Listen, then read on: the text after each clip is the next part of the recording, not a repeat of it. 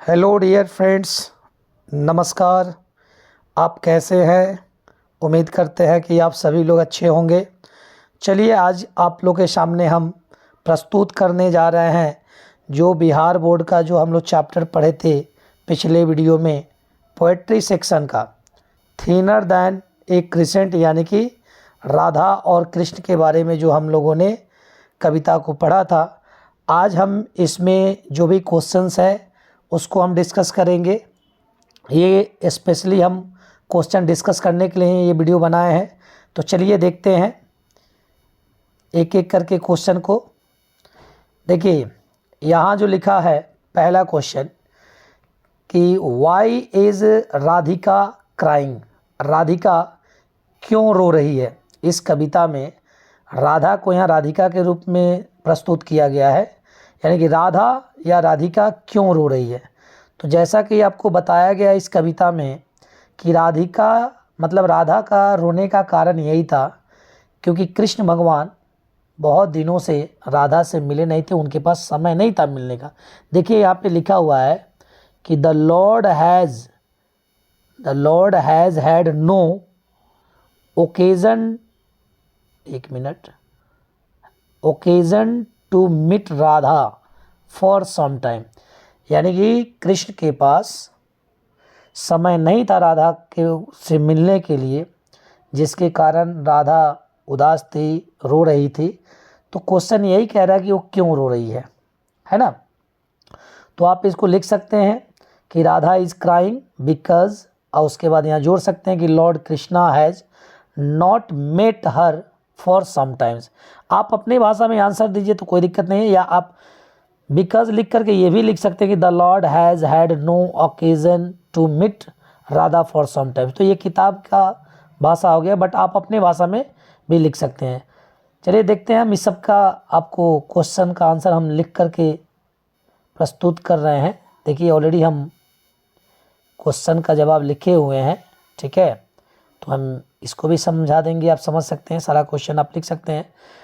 देखिए उसके बाद का जो क्वेश्चन है कर है कि विच टू फीलिंग्स ऑफ राधा, यानी कि राधा का कौन सा दो जो फीलिंग्स है, जो दो भावना जो है वो दो भावना कौन सी है, ठीक ना।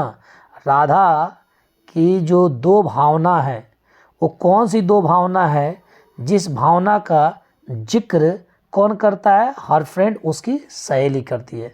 तो आप देखे होंगे कि इसमें राधा की जो भावनाएं हैं, उन दो भावनाओं में यही बताया गया है कि वो जो है एक हर्ट, यानी एक वो दुखी थी, उसको चोट पहुंचा था इस चीज़ को जान करके कि श्री कृष्ण हमसे अब मिल नहीं रहे हैं या बहुत दिन से मुलाकात नहीं हुई है, और फिर वो कंफ्यूज रहती है, वो भ्रम में रहती है कि हम क्या करें क्या नहीं करें।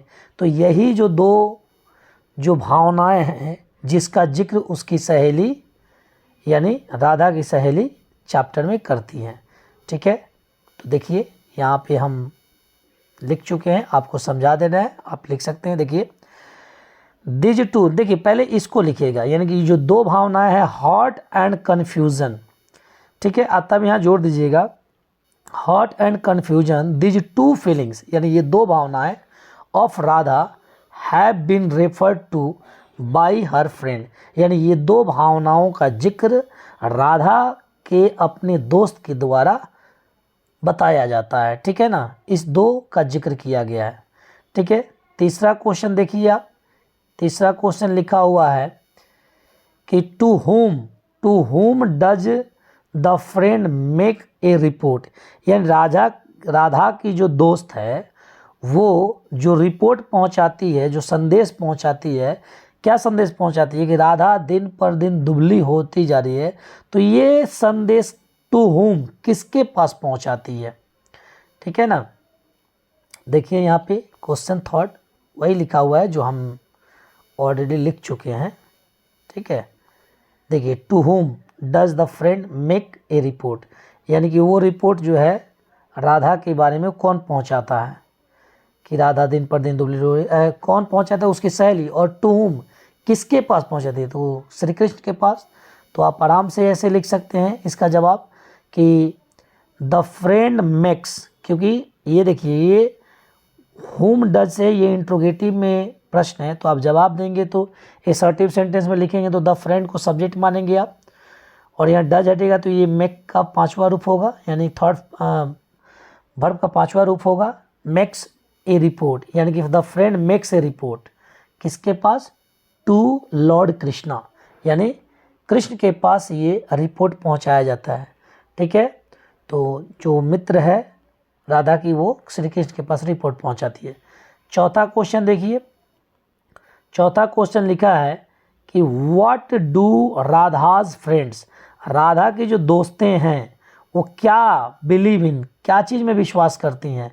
तो देखिए आंसर को समझाने से पहले हम आपको यहाँ दिखा देते हैं कि राधा की जो दोस्त हैं वो क्या विश्वास करती है। देखिए यहाँ पे लिखा हुआ है, देखिए हर फ्रेंड्स बिलीव, राधा की जो दोस्तें हैं वो ये विश्वास करती हैं दैट की जॉय, खुशी जो है में कम, वो फिर से आ सकता है। क्यों खुशी फिर से आ सकता है, क्योंकि जब राधा और कृष्ण एक दूसरे से मिलेंगे तो वो जो जॉय है, जो खुशी है, जो आनंद है, फिर दोबारा वापस आ सकता है। इसी बात का राधा की दोस्तें जो हैं वो इस बात पे विश्वास करती हैं।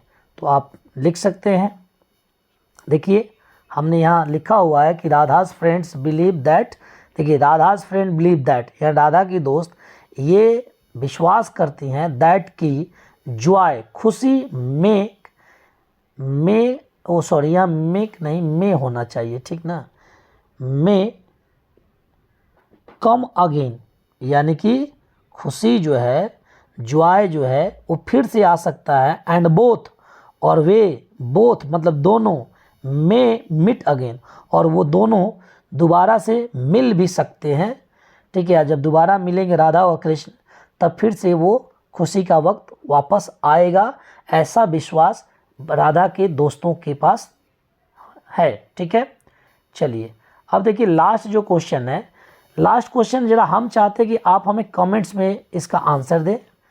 ठीक है, एक बार हम क्वेश्चन को समझा दे रहे हैं, करें कि वाई डिड राधाज फ्रेंड, यानी राधा की दोस्त जो है वो क्यों रन टू, एक मिनट थोड़ा सा स्क्रॉल करने दीजिए, हाँ कह रहा है कि why did Radha's friend run to lord Krishna, lord Krishna के पास आखिर राधा की जो दोस्त है वो दौड़ी दौड़ी क्यों जाती है, क्यों जाती है वो दौड़ी दौड़ी, इसलिए जाती है कि राधा की जो स्थिति है वो ये है कि वो दिन पर दिन, देखिए यहाँ पे लिखा हुआ है रन टू कॉल, ये बताने के लिए कि Radha each day grow thinner, Radha दिन पर दिन क्या होती जा रही है, दुबली जा रही है, a thinner than a crescent in the sky, और आकाश में दूज के चांद की तरह वो दिन पर दिन दुबली होती जा रही। इसी बात को राधा की जो दोस्त है वो कहती है।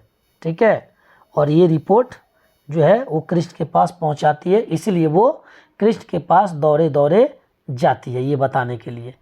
उम्मीद करते हैं कि आंसर समझ में आ गया होगा, तो आप अपनी भाषा में इसे हमें कमेंट में लिख कर दें। चलिए आगे देखते हैं, आगे इसमें हम देखेंगे इसके बाद जो क्वेश्चन है, यहाँ देखिएगा, हाँ देखिए ये तो जो वर्ड है उसका मीनिंग दिया हुआ है, और आप इन वर्ड्स को अगर बेहतर तरीके से आप समझ लेते हैं तो नीचे जो क्वेश्चंस दिए गए हैं इसका आंसर आप खुद यहाँ से निकाल लेंगे। ठीक है, बाकी लॉन्ग क्वेश्चन आंसर, हालांकि लॉन्ग क्वेश्चन आंसर पूछे नहीं जाते हैं एग्ज़ाम में, बट फिर भी हम इन सारे क्वेश्चंस का भी आपका वीडियो हम बना देंगे। ये ग्रुप डिस्कशन करना है, ग्रुप में डिस्कस करना है कि ये friend is need is a friend Indeed, यानी कि दोस्त वही जो मुसीबत में काम आए, सच्चा दोस्त वही है जो मुसीबत में काम आए। ठीक है, चलिए उसके बाद देखिए यहाँ पे write a message to your mother to inform her that you are going to see Rajan who has taken ill, यानी कह रहा है कि एक आप मैसेज लिखिए अपनी माँ के पास, और मैसेज में इस बात की सूचना दीजिए कि आप जा रहे हैं रंजन के पास मिलने के लिए, जो हु हैज़ टेकन इल, जो बीमार पड़ा हुआ है। ठीक है ना। इसी से संबंधित आपको एक पैराग्राफ लिखना है, ठीक है, यानी मैसेज लिखना है, आप लिखिए, ठीक है। हालांकि हम इसका भी वीडियो एक बना के लाएंगे, हालांकि आप प्रयास कीजिए। उसके बाद ये है कि your friend is living in A state of anxiety and worry, ठीक है, राइट इन अ पैराग्राफ 18 और 100 वर्ड्स, ठीक है, on pathetic condition of your friend. अपने दोस्त की जो भी स्थिति जो है, दयनीय जो स्थिति है, उसके बारे में लिखना है, जो एक ऐसे राज्य में रह रहा है जो बहुत ही एंजाइटी एंड वरी और बहुत चिंतित और बहुत ही परेशान है। उसके ऊपर एक पैराग्राफ लिखना है जो 80 या 100 शब्द के हों। चलिए आगे बढ़ते हैं, देखते हैं। देखिए, हाँ, यहाँ जो लिखा हुआ है कि डिक्शनरी का हमें यूज करना है, डिक्शनरी के मदद से हमें इन शब्दों को सही करना है, क्योंकि जितने भी शब्द हैं, ये लिखा है कि correct the spelling of the following words.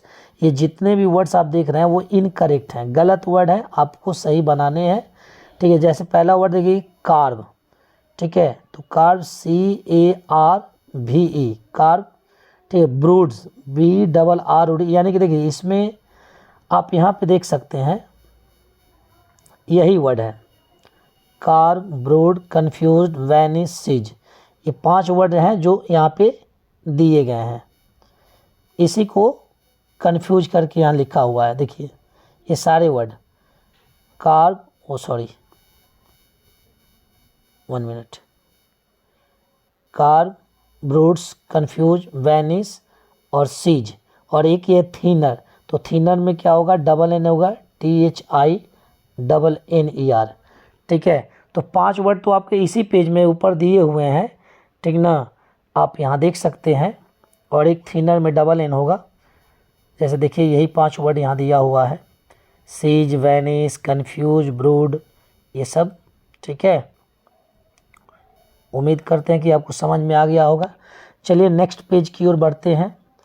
आगे जो है यहाँ लिखा हुआ है कि right antonym of the following words, यानी यहाँ पे आपको एंटोनिम बताना है, सभी शब्दों का विलोम शब्द बनाना है, ठीक है। यानी विलोम शब्द, बिलीव का मतलब होता है विश्वास करना, ठीक है। तो आप विश्वास करने का जो मतलब कि अपोजिट वर्ड है वो आप लिखेंगे यहाँ, तो इसमें DIS जोड़ देंगे, DIS अगर हम जोड़ते हैं बिलीव में तो डिसबिलीव हो जाएगा, ये हो जाएगा इसका एंटोनिम, ठीक है। होप का मतलब होता है आशा, ठीक है, तो होप का आप लिख सकते हैं डिस्पेयर हो जाएगा, DESPAIR, डिस्पेयर मीन्स निराशा, निराश, ठीक है। यहाँ देखिए सीज, तो सीज का मतलब होता है कोई चीज़ का बंद हो जाना, तो यहाँ आप स्टार्ट भी लिख सकते हैं शुरू करने के लिए, या आप बिगिन वर्ड का भी प्रयोग कर सकते हैं। बिगिन का मतलब ये होता है शुरू करना यानी स्टार्ट करना, ठीक है। या चाहें तो आप इसके जगह पे रिलीज भी लिख सकते हैं, रिलीज, RELEASE, रिलीज, ठीक है। यानी ये सब कुछ शुरू करने के लिए होता है। उसके बाद देखिए थिन, अगला है थिन, थिन का मतलब है दुबला, पतला, तो इसका हो जाएगा मोटा, थिक हो जाएगा, THICK, थिक, थिक मीन्स मोटा हो जाएगा, ठीक है। आप ये लिख सकते हैं। उसके बाद देखिए अगला वर्ड क्या है, फ्रेंड, फ्रेंड का मतलब क्या है, दोस्त, तो दोस्त का उल्टा क्या हो जाएगा, दुश्मन, तो दुश्मन का आप लिख सकते हैं इनेमी, ENEMY, इनेमी, या एक और वर्ड FOE, ये भी आप लिख सकते हैं दुश्मन के सेंस में। उसके बाद है देखिए कन्फ्यूज, कन्फ्यूज का मतलब कि भ्रम में हम पढ़ते हैं, कन्फ्यूज हो जाते हैं, तो आप इसको क्लियर लिख लीजिए, स्पष्ट, कन्फ्यूज का एंटोनिम क्लियर हो जाएगा। उम्मीद करते होंगे कि चीज़ें समझ में आ रही होंगी, कहीं दिक्कत नहीं होगा, समझ गए होंगे आप आसानी से बना सकते हैं। चलिए आगे देख लेते हैं ज़रा,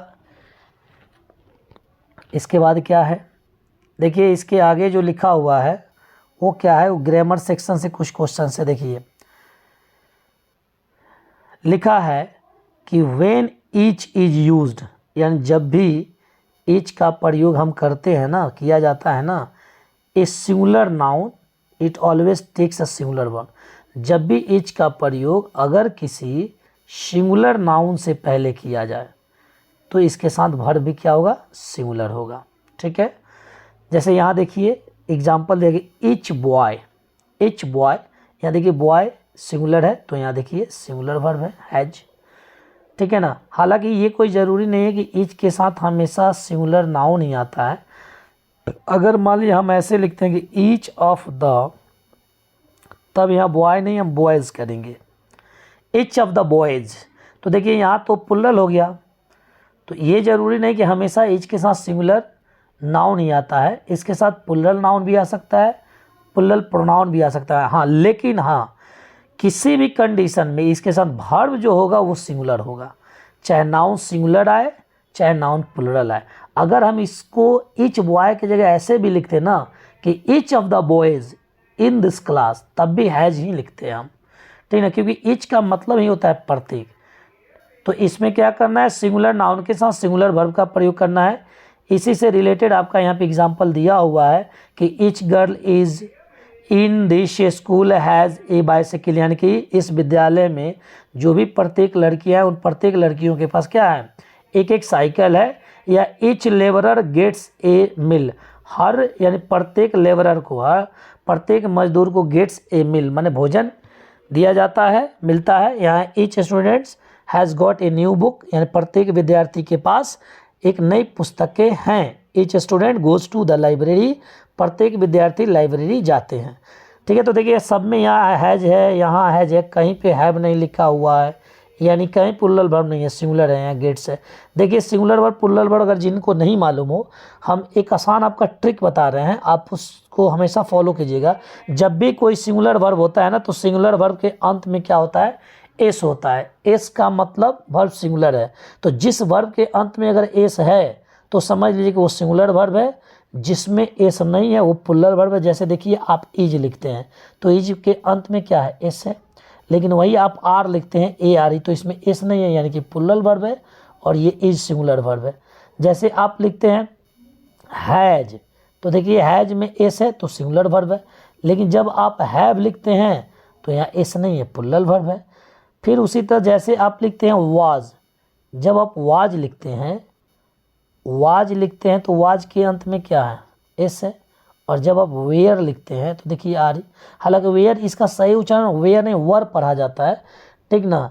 तो सिंगुलर वर्ब होगा सभी सेंटेंस में और अंत में एस दिया हुआ रहता है सिंगुलर वर्ब में। अब आप इस ट्रिक को अगर आप समझ गए हैं तो आप इजीली सारे क्वेश्चंस को आप बना लेंगे। 10 क्वेश्चन आपके सामने दिए गए हैं। यहाँ देखिए इसमें कुछ नहीं सोचना है, गो और गोज, तो गोज में एस है यानी कि यही सिंगुलर वर्ब है, इसमें गोज हम लिखेंगे।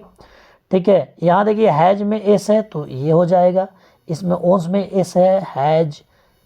ठीक है, यहाँ देखिए हैज़ बिन, हैव बिन नहीं होगा, हैज़ बिन होगा, यहाँ भी हैज है। ठीक है, समझ में आ रहा होगा, हम उम्मीद करते हैं कि आप समझ गए होंगे, कहीं दिक्कत नहीं हुआ होगा।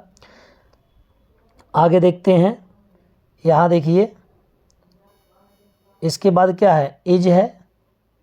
ठीक है, और इज के बाद यहाँ आर दिया हुआ है, तो देखिए इज में एस है, सिंगुलर वर्ब है ना इज। यहाँ देखिए इज हो गया, ये वाज हो गया, तो सब में सिंगुलर वर्ब होगा। ठीक है, उम्मीद करते होंगे कि ये बात समझ में आया होगा आपको। चलिए आगे देख लेते हैं अगले पेज में। नेक्स्ट पेज में लिखा है कि translate any song in your mother tongue into English, यानी कि आप अपनी मातृभाषा में किसी एक गीत को आप उसको इंग्लिश में ट्रांसलेट कीजिए।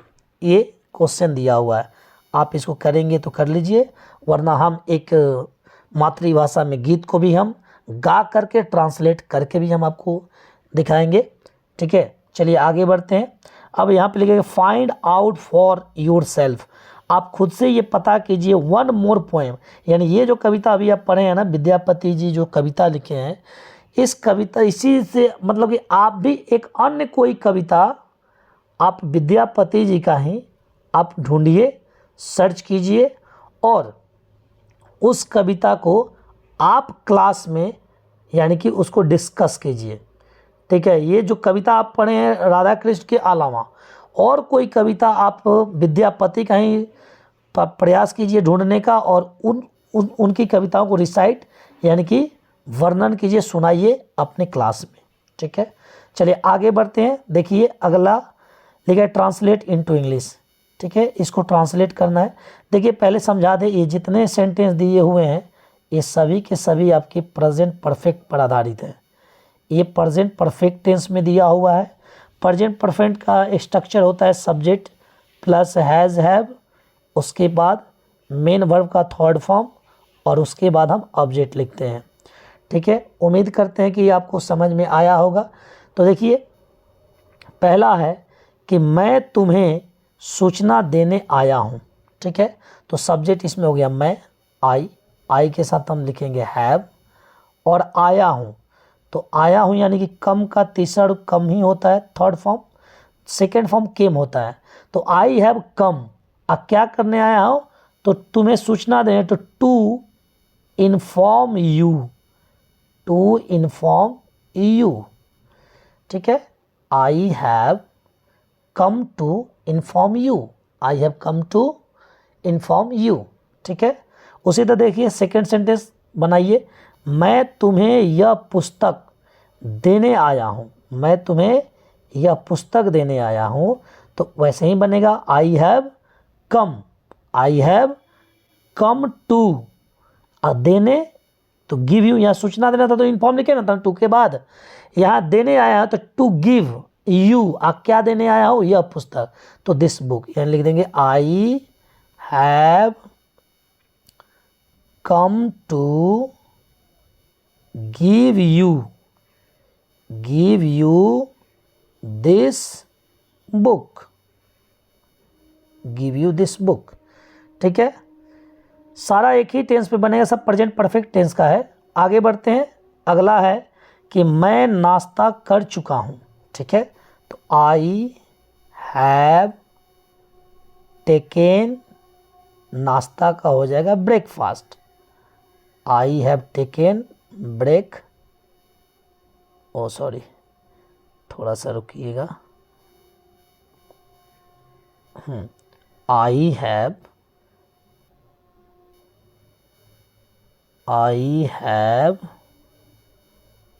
Taken breakfast. ठीक है, हालांकि देखिए आप अगर नाश्ता ले रहे हैं या ले चुके हैं तो यहाँ टेक का जो थर्ड फॉर्म ऑफ टेकन लिख रहे हैं, आप चाहें तो यहाँ नाश्ता करना का एक फ्रेज होता है हैव ए ब्रेकफास्ट, जैसे स्नान करना, हैव ए बात, तो उस हिसाब से अगर आप बनाएंगे तो यहाँ हैव हो जाएगा और यहाँ हैव का आप हैड लिख सकते हैं, यानी ऐसे भी हो जाएगा आई हैव हैड ब्रेकफास्ट। ठीक है, आप ये लिख सकते हैं ब्रेकफास्ट। उसके बाद है कि मैं अपना काम समाप्त कर चुका हूँ, मैं अपना काम, देखिए यहाँ मैं अपना काम समाप्त कर चुका हूँ, तो कैसे बनाएंगे, आई हैव काम समाप्त कर चुका हूँ, यानी क्या कर चुका हूँ, फिनिश कर चुका हूँ, FNISHED फिनिश्ड। अपना काम है तो यानी कि सब्जेक्ट जब आई है तो अपना के लिए माई लिखेंगे। ठीक है, my work, I have finished my work. उसी तरह मैं यह पुस्तक पढ़ चुका हूँ, तो हो जाएगा आई हैव, पढ़ना का रीड, लेकिन इसका थर्ड फॉर्म हो जाएगा, लिखेंगे रीड, उच्चारण में रीड पढ़ते हैं, आई हैव रेड, और यह पुस्तक तो this book, I have read this book. ठीक है, उसके बाद है वह खेलने गया है, तो वह खेलने गया है, ही हैज़ गॉन, गो का तीसरा गॉन, आ खेलने तो to play, he has gone to play. ठीक है, उम्मीद कर रहे हैं कि समझ में आ रहा होगा। उसके बाद है कि वह बाजार गया है, तो यहाँ लिख देंगे ही हैज़, गो का तीसरा रूप third form gone to market, और किसी खास बात को लेकर के आप कह रहे हैं तो यहाँ पे द लगा सकते हैं, he has gone to the market. ठीक है, उसके बाद है वह सिनेमा गया, तो क्या है, यहाँ बाज़ार है या सिनेमा है, तो कुछ नहीं करना है, मार्केट की जगह सिनेमा हम लिख देंगे, CINEMA लिख देंगे तो हो जाएगा, यानी he has gone to the cinema. ठीक है, उम्मीद करते हैं कि समझ में आया होगा और इसका सारा क्वेश्चन हमने बता दिया। और बाकी जो पैराग्राफ है या फिर मैसेज है, बाकी जो इसमें बाकी आप खुद से प्रयास कीजिए। ठीक है, और हालांकि हम भी उसका एक वीडियो अपलोड करेंगे। ठीक है ना, और मैं NCERT बुक का भी, लिटरेचर का मैं वीडियो बनाने वाला हूं बहुत जल्द, क्लास 6 से लेकर के क्लास 10 तक। और वो NCERT बुक्स जो बहुत मतलब कि इम्पॉर्टेंट है और बहुत CBSE जो बोर्ड्स के होते हैं या फिर आपके केंद्रीय विद्यालय होते हैं उसमें वो बुक पढ़ाए जाते हैं, तो मैं उन सभी बुक्स का भी वीडियो बनाऊंगा। क्लास 6 से लेके प्रयास करेंगे 12 तक का बनाए। ठीक है, लेकिन इसमें भी बहुत सारा 9 से लेके 12 तक बिहार बोर्ड का भी है, फिर वो हो जाएगा और ग्रामर सेक्शन का है। ठीक है, ठीक है, जैसे समय मिलेगा मैं सबका वीडियो अपलोड करूँगा। और वीडियो अच्छा लगा तो लाइक कीजिए, सब्सक्राइब कीजिए और बेल आइकन को दबाना ना भूलिए, क्योंकि जो भी नोटिफिकेशन आपको टाइम टाइम से मिलता रहे। ठीक है, उम्मीद करते हैं कि चैप्टर बढ़िया समझ में आया होगा। चलिए ठीक है, धन्यवाद, मिलते हैं अगले वीडियो में। Take care.